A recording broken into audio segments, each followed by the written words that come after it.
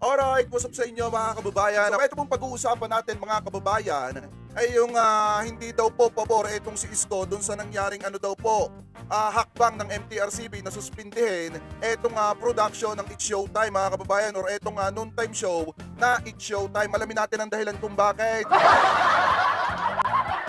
At ang pangatlo po natin pag-uusapan ay yung naging banat daw po di umano nitong si OG Diaz dito daw po kay Master Henyo Joey De Leon. Pero bago po natin pag-usapan yan, ay nais ko po muna sabihin sa inyo na kung kayo po ay bago pa lamang po sa ating YouTube channel, hinihikayat ko po kayo na huwag nyo po sanang kalimutan na i-like etong live streaming natin na ito at huwag nyo na rin po kalimutan na mag-subscribe sa ating YouTube channel. Hit nyo na rin po yung ating notification bell para lagi po kayong updated sa tuwing mag-upload po tayo or magla-live ng mga ganitong klase ng issue na nagaganap sa ating bansa. At mega love shoutout po sa lahat ng viewers po natin na nakatutok sa inyo. Pero bago po tayo magpatuloy mga kababayan, gusto ko din po kayong batiin ng isang magandang umaga, tanghali, hapon, gabi. Saan man sulok ng mundo kayo naroroon, mapa sa Pilipinas man po kayo or ibang bansa, sana po ay nasa mabuti po kayong kalagayan at gabayan po kayo ng ating Panginoon. Mabuhay po kayong lahat. Alright. Anyway mga kababayan, umpisahan agad na rin ating topic na inihanda sa inyo. Kanina po naglabas ng pahayagang MTRCB. Kung matatandaan nyo, di ba natalakay natin yung kay Senator Bong Revilla mga kababayan na panawagan sa Office of the President na sana daw ay isalang-alang yung mga trabahador na mawawalan. Ano po, yung nasa It's Showtime na mawawalan daw po ng trabaho. Ano po, dahil 12 days nga naman yung magiging suspension na ipapataw dito sa It's Showtime or ipinataw na. So ngayon mga kababayan, naglabas po ng pahayag ang MTRCB at sabi po dito ng MTRCB, pahayag ng board ukol sa suspension ng It's Showtime. Ito daw po yun. Sabi po dito, ang desisyon ng Movie and Television Review and Classification Board, MTRCB na suspindihin ng It's Showtime at ang No Work No Pay na polisiya ay dalawang magkahiwalay na issue.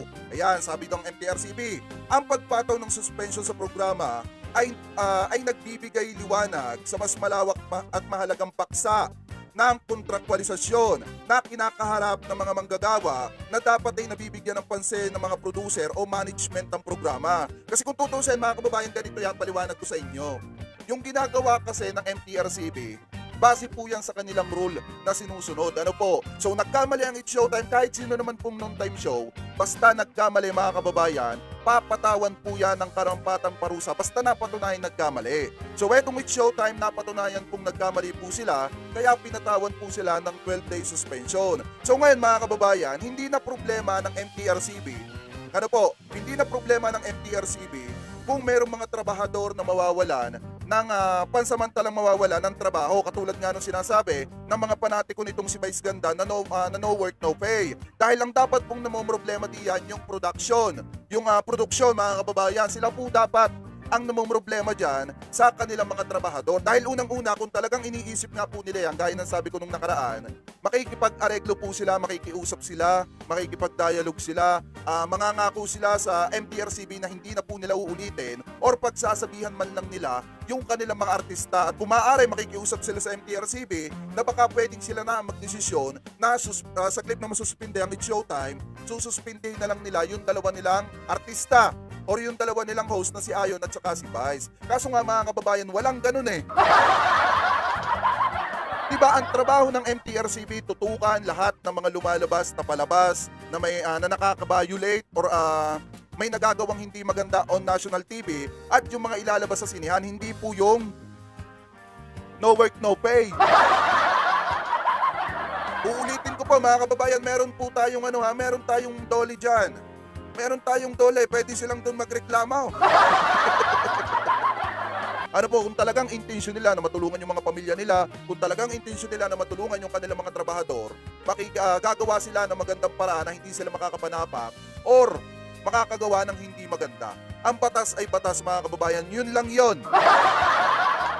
Hindi porket may isang senador na nananawagan, i-resolve na agad yan at pagbibigyan. Mamimihasa po yan pag gaganyan na may nananawagan na malalaking tao para matulungan sila na maresolba yung 12-day suspension nila.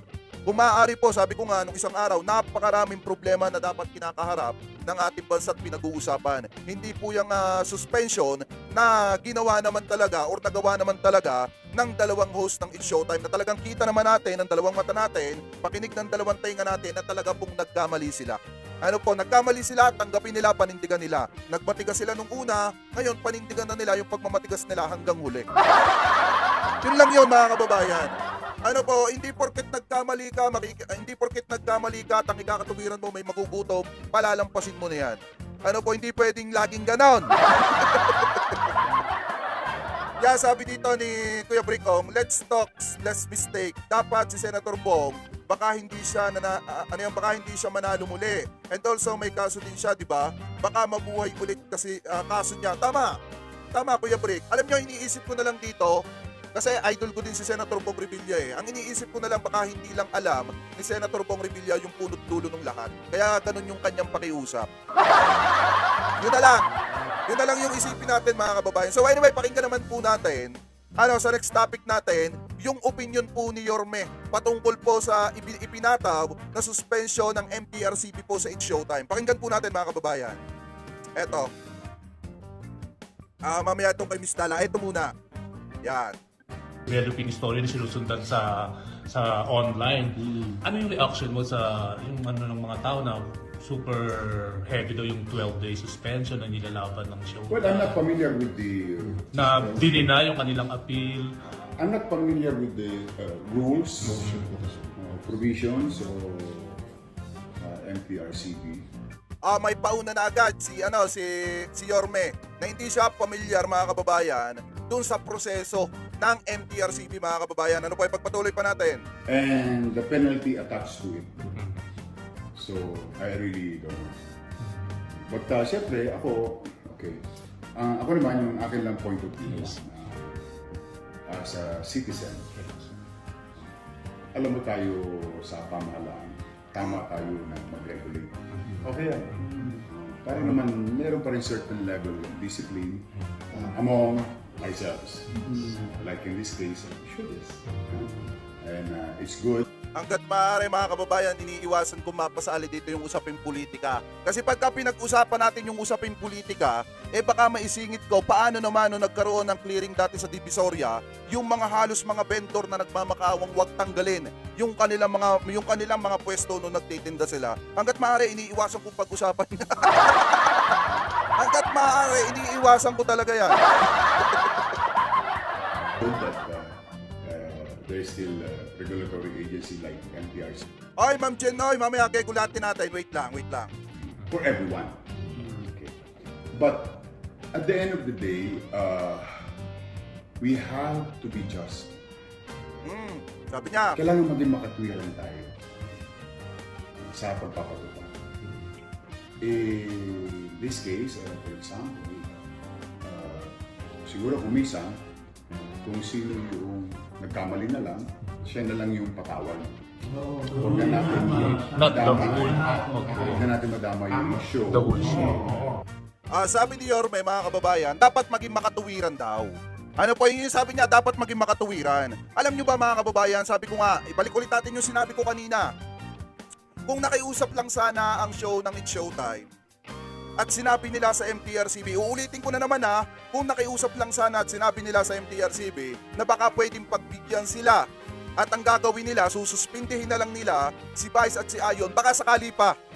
Ano po, kasi sabi nga ng MTRCB, ang kapangyarihan para suspindihin yung kanilang host ay wala sa kanila. Kung hindi, nasa sa production mga kababayan. Kung nakiusap lang sana yung produksyon ng It's Showtime sa MTRCB na suspindihin na lang nila si Vice at si Ayon, baka sakaling nagkasundo pa or pinagbigyan pa sila ng MTRCB.